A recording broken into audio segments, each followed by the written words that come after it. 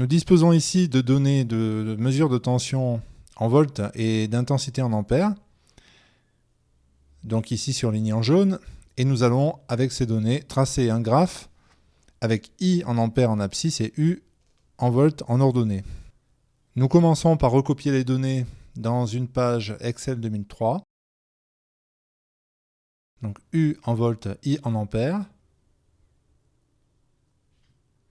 Ici, nous recopions les valeurs de la tension. 3,17 volts. 4,60 volts, etc., etc. Nous recopions maintenant les valeurs des intensités en ampères. 0,0321 ampères, c'est-à-dire 32,1 mA, etc., etc. Ensuite, nous cliquons sur Insertion graphique. Alors si graphique n'apparaît pas, il faut cliquer ici sur les petites flèches pour faire dérouler tout le menu et nous faisons donc Insertion graphique. Nous choisissons, et ça c'est important, nuage de points.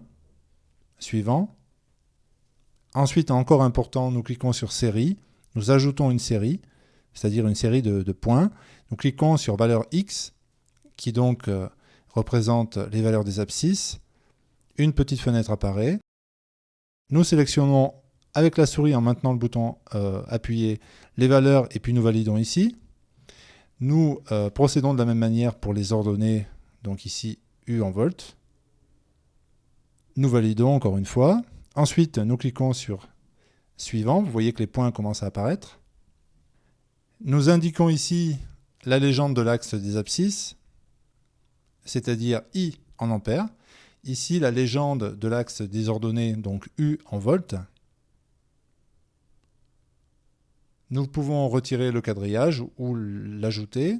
Nous allons retirer aussi la légende, qui n'était pas très claire. Et nous appuyons sur Suivant et sur Terminer. Le graphe est terminé. Nous pouvons le redimensionner. Et pour le plaisir, nous pouvons changer la couleur des marqueurs avec un bouton droit Propriétés. Nous pouvons changer aussi la forme des marqueurs.